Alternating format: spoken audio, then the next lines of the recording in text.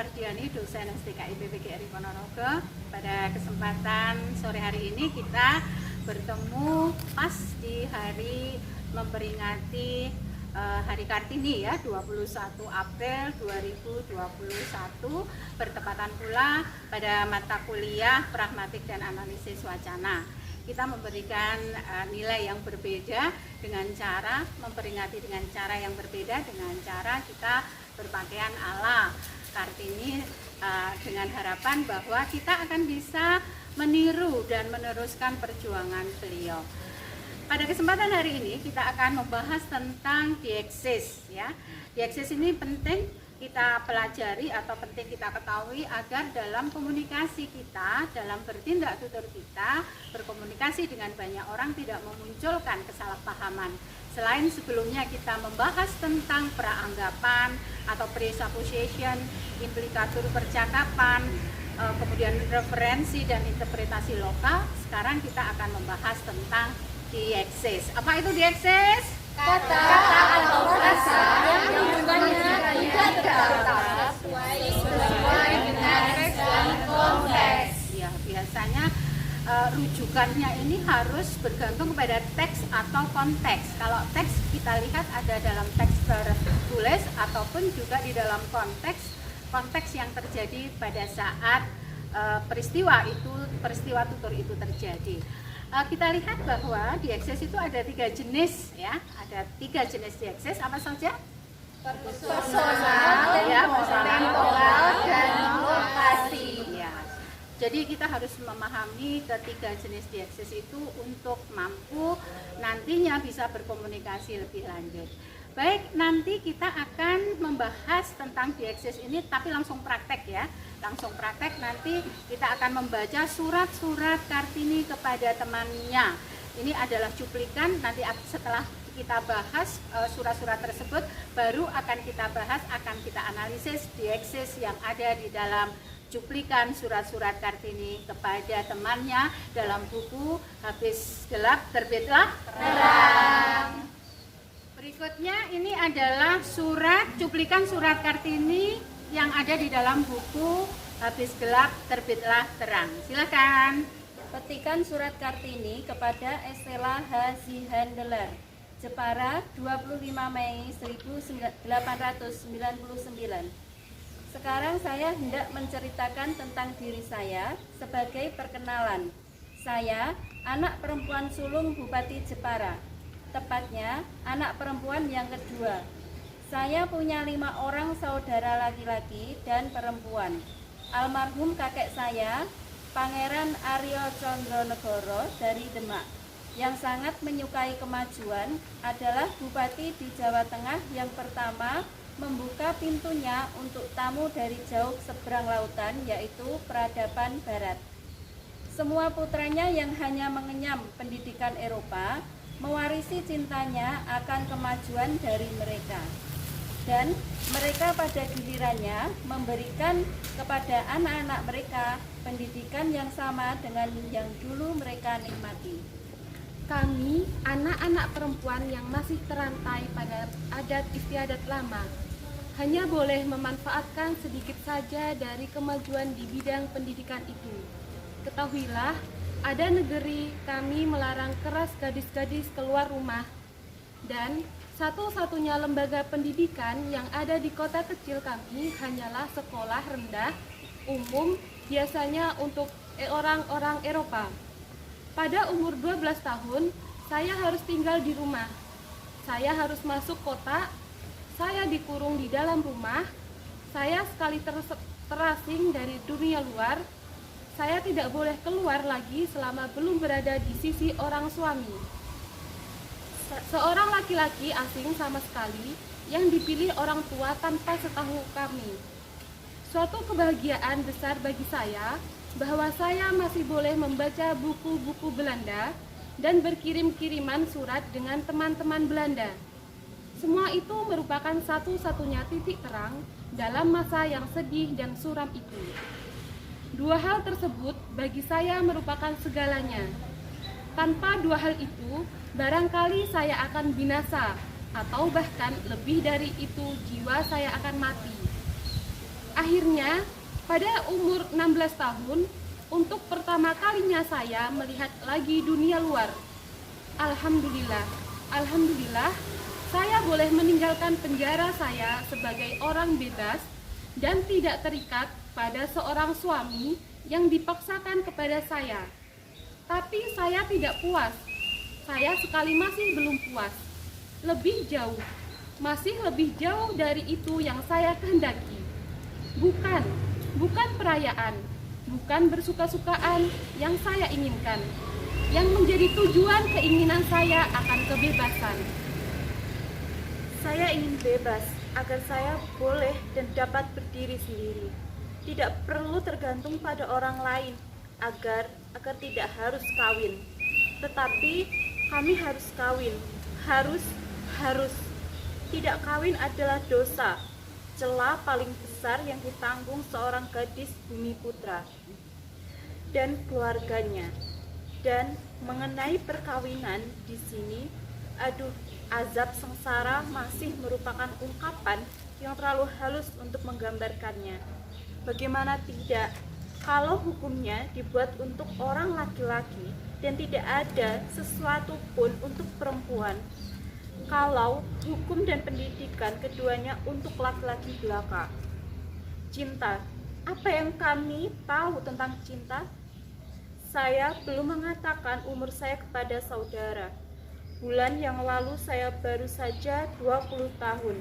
Aneh bahwa ketika saya berumur 16, saya memandang diri tua dan kerap berhati murung.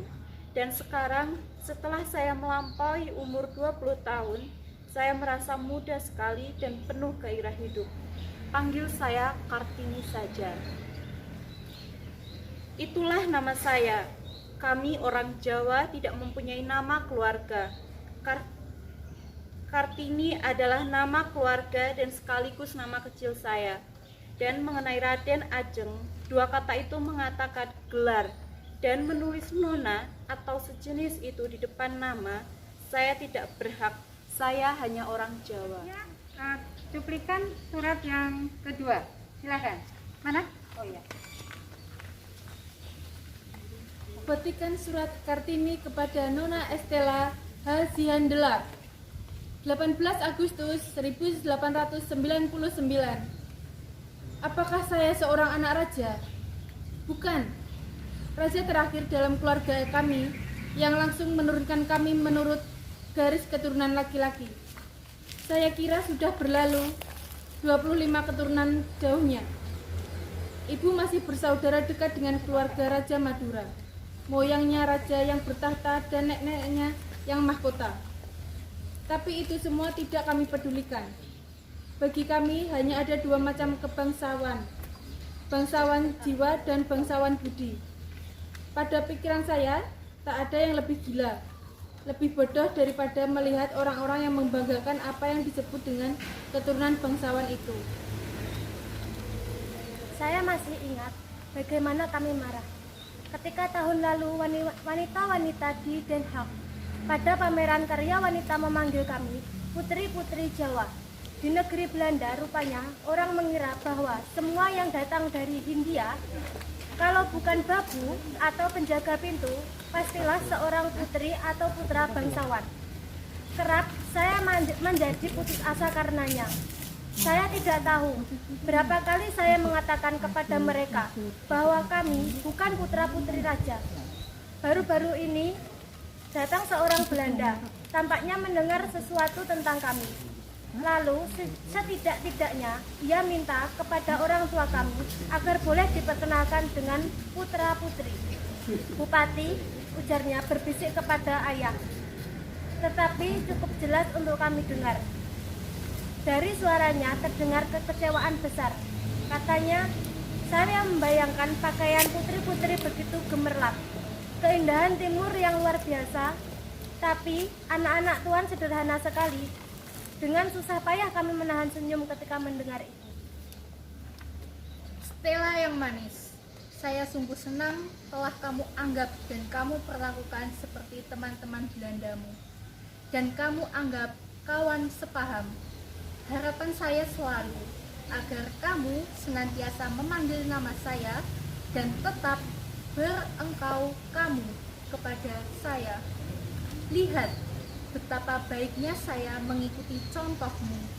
Kalau dalam surat saya sebelumnya kamu menjumpai kata saudara atau nona, maka jangan anggap itu sebagai formalitas, tapi semata kekeliruan. Saya juga membenci formalitas. Untuk apa saya mematuhi peraturan-peraturan adat itu?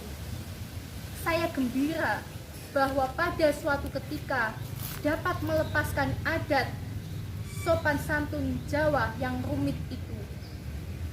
Setelah saya berbicara dengan kamu di atas kertas untuk sekedar memberi gambaran kepada kamu betapa rumitnya etiket kami, saya akan ceritakan sedikit.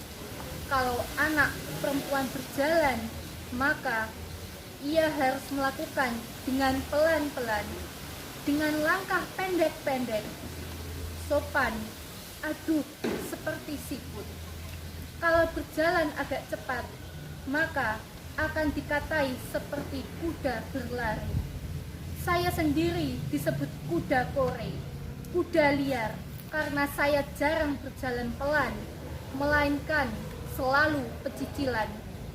Dan karena suatu dan lain hal lagi, saya dikatai juga sebab saya sering sekali tertawa terbahak-bahak dan memperlihatkan banyak gigi. Itu dianggap perbuatan tidak sopan. Terima kasih Stella atas pikiranmu yang baik sekali mengenai kami orang-orang Jawa. Memang dari kamu saya tidak mengharap apa-apa kecuali pendapat bahwa semua manusia baik berkulit putih maupun coklat adalah sama. Meskipun orang Jawa bodoh, tidak berpengetahuan, tidak beradab, orang-orang seangkatanmu akan tetap memandang mereka sebagai sesama manusia. Mereka juga memiliki kalbu dalam tubuhnya dan peka untuk rasa haus. Baik, berikutnya kita dengarkan bagaimana cuplikan surat Kartini yang ada di dalam buku Habis Gelap Terbitlah Terang. Berikutnya surat yang ketiga, silakan. Petikan surat Kartini kepada Nyonya Abendana, 7 Oktober 1900. Saya menunggu waktu saya dengan tenang.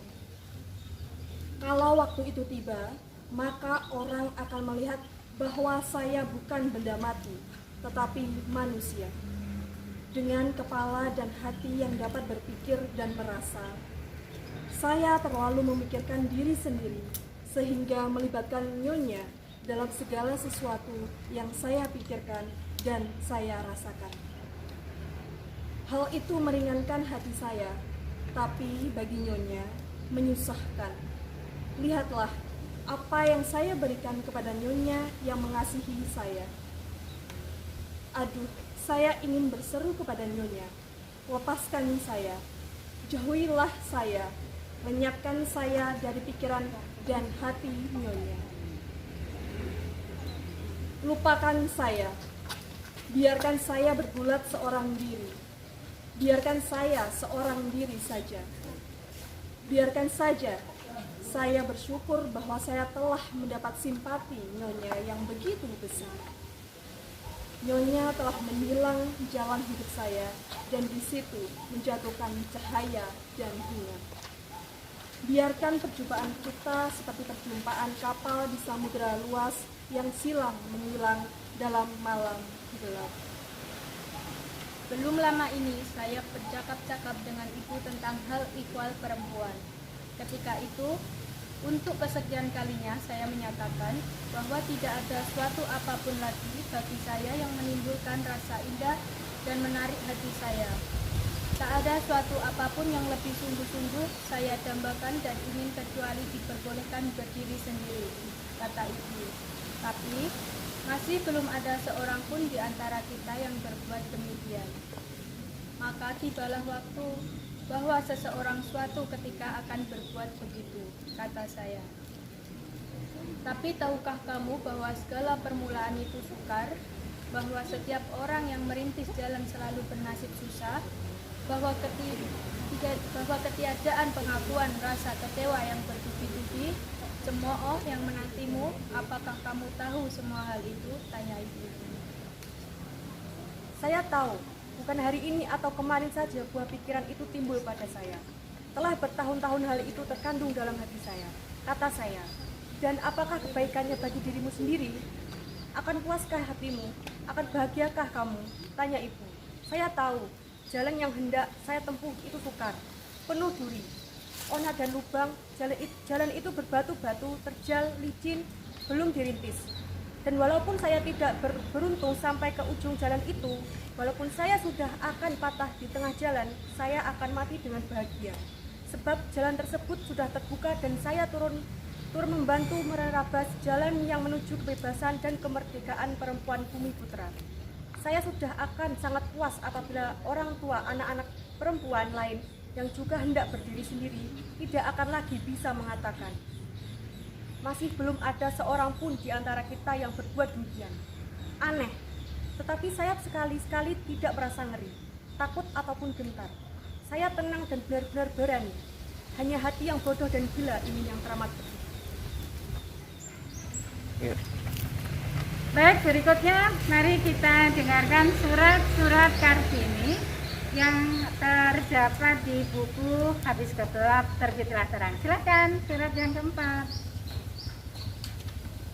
Petikan surat Kartini kepada Nyonya Van Pol, 20 Agustus 1902. Senang sekali, berkat usaha dan kerja Nyonya dan beberapa orang lainnya yang tak mengenal jerih payah, maka terbukalah mata negeri Belanda Raya untuk hal yang penting dalam pendidikan, yakni bacaan anak-anak. Dalam hal ini, tentu lebih beruntunglah anak Belanda jika dibandingkan dengan anak Jawa yang tidak mempunyai buku satupun kecuali buku pelajaran sekolah. Hari-hari ini kami berperang mulut dengan hangat mengenai pengaruh buku. Lawan kami menganggap semua buku tak berarti dan tak berguna. Cita-cita, puisi adalah pekerjaan orang gila. Buku itu nol, sama sekali tidak berharga. Betapa terharunya kami waktu pagi hari membuka majalah Amsterdamer, membaca karangan Nyonya yang bagus tentang pengaruh buku. Kami, orang awam, tak berharga. Pendapat kami nol. Tapi sekarang seorang ahli bicara. Ingatkah nyonya-nyonya akan malam tropik yang sejuk dan terang, ketika semuanya sedang istirahat dan ketenangan tidak terganggu oleh apapun kecuali desir-desau angin di puncak pohon nyur? Ketika angin malam dengan napasnya mengantarkan kepada nyonya bau kemuning, cempaka dan melati yang lembut dan harum. Semua buku kami ditulis dalam sanjak dan cara membacanya dengan dinyanyikan. Waktu yang paling nikmat ketika melepaskan lelah setelah seharian bekerja, orang Jawa mencari hiburan dalam nyanyian, melupakan semua kesukaran hidupnya, meresapi sepenuhnya kehidupan masa silam yang indah yang dinyanyikannya. Nyanyian itulah yang mengantarkan jiwanya kepada masa lampau yang gemilang. Bangsa Jawa merupakan bangsa yang suka mengenang kata seorang sahabat kami lengkap sekali. Alangkah indahnya jiwa yang bermimpi di tengah tidur yang berabad-abad lamanya itu. Bermimpi memang menyenangkan, tapi apa gunanya bila mimpi itu hanya tinggal mimpi? Mimpi haruslah dibuat lebih indah, lebih nikmat, dan mengusahakan mewujudkannya. Saya teringat pada kata-kata Nyonya, untuk mencapai cita-cita, banyak angan-angan harus dilepaskan. Dari kematian bunga musim semi yang baru, tumbuhlah banyak buah.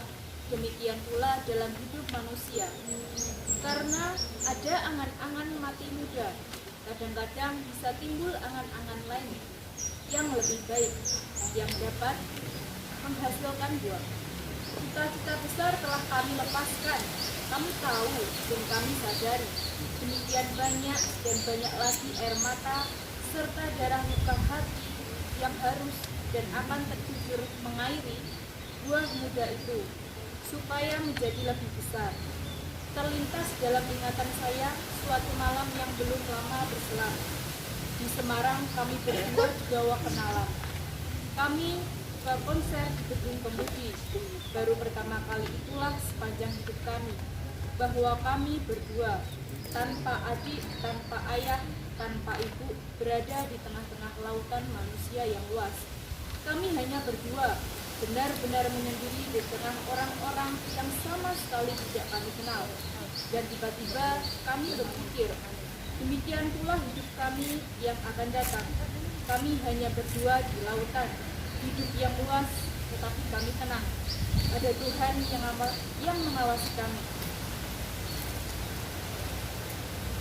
Oke.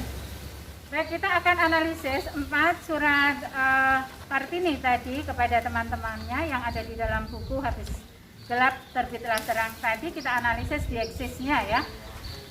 Diesis persona itu contohnya apa saja? Diesis persona. Saya, kamu, kita. Jadi diesis persona itu ada kata ganti pertama, kata ganti orang pertama, kemudian orang kedua, orang ketiga ya. Itu persona lah. Nanti kita akan lihat penggunaan kamu, penggunaannya, penggunaan mereka, beliau itu sebenarnya merujuk kemana. Itu nanti akan dianalisis oleh teman-teman. Kemudian ada diesis temporal. Temporal itu apa? Waktu. Contohnya? Hari ini, bisa hari ini, kemarin, sekarang, dulu, besok. Jadi keterangan waktu, tetapi rujukan-rujukannya tetap harus merujuk pada teks atau konteks yang terjadi. Yang ketiga adalah diesis apa? Lokasi. Ya, contohnya? Di sini, di sana, di situ, gitu ya. Jadi itu adalah merujuk pada tempat. Nah, tempat yang dirujuk itu di mana di dalam teks itu kita harus memahaminya. Baik, berikut ini akan disampaikan hasil analisis dari satu teks. Silakan, Mas Yoga. di sini saya akan menganalisis diesis persona dalam petikan surat Kartini kepada Tuan Profesor Dr. Bianton dan Nyonya Hijena, tanggal 10 Juli 1901. Seharusnya saya lahir sebagai anak laki-laki. Penggunaan personalnya apa di situ? Ada? Saya? Ada. Ya, saya. Apa saja? Saya. Terus? Sudah. Saya saja Ya. semuanya ya. Saya. Kamu? Tidak ada. Kamu ada? Nggak ada. Tidak ada. Kamu, engkau? Nggak ada ya? Tidak ada, Bu. Saya saja semua. Ini? Ada Oh, kami? kita. Ya. Jadi ada saya, kami, Kita. terus apa lagi? Sudah. Sudah itu ya. Jadi karena memang teks ini adalah berupa surat ya, berupa surat itu biasanya dari orang pertama ke orang kedua. Kita lihat personalnya, kami itu siapa yang dimaksudkan. Nanti untuk analisisnya seperti itu ya, kita masih mencari diesisnya, nanti dianalisis maknanya dan dianalisis fungsinya untuk apa. Mengapa menyebut kami, mengapa menyebut kita, itu ada tujuannya. Berikutnya adalah yang kedua adalah diesis temporal. Ya, silakan. Di sini saya akan menganalisis diesis temporal di petikan surat Kartini kepada Nyonya Van Kol pada tanggal 20 Agustus 1902. Di sini terdapat di kalimat hari-hari ini kami berperang mulut dengan hangat mengenai pengaruh buku. Hari-hari ini ya. Ya, di hari-hari ini. Lagi? Yang selanjutnya itu betapa terharunya kami waktu pagi harinya membuka majalah Amsterdammer.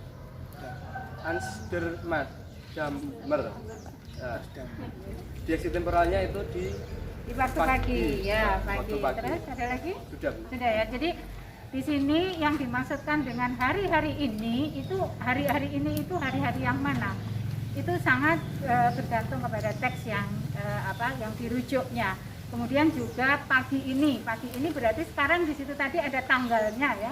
Jadi kalau pagi ini berarti disesuaikan dengan tanggal pada saat surat itu dibuat. Oke, berikutnya diakses apa? Diakses lokasi. Oh iya, diakses lokasi. Di sini saya akan menganalisis Tak keras.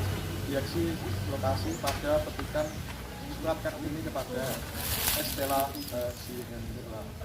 Ya. Menemui apa saja diakses lokasinya? Di sini ada kalimat pertama yaitu membuka pintunya untuk tamu dari jauh seberang lautan, yaitu peradaban barat. Ya, jadi mengatasnamakan begitu ya, berkaitan dengan lokasi. Ya. Yang kedua yaitu dan satu-satunya lembaga pendidikan yang ada di kota kecil. Kami hanya sekolah rendah umum biasa untuk orang-orang di Eropa. Ya, jadi lokasi apa tadi? Desa apa? Lokasi di kota kecil. Di kota kecil ya, di kota kecil itu maksudnya di mana? Di Berarti? Eropa. Hah? Masa di Eropa? Ayo, ini surat ini dibuat oleh di mana? Di Jepara atau di Semarang? Tanggalnya Ayo, ya. Jadi itu dibandingkan antara bagaimana kondisi saat ini di lokasi di Jepara dengan kondisi yang ada di Amsterdam. Ada lagi yang lain? Di surat itu saja ya. Jadi demikian adalah diakses analisis penggunaan diakses. Nah, di dalam analisis ini kita masih mencari data ini tadi ya. Masih mencari data mana yang diakses temporal, mana diakses personal, mana diakses lokasi. Nanti akan kita analisis. Maknanya apa dan fungsinya apa. Ya. Baik, demikian.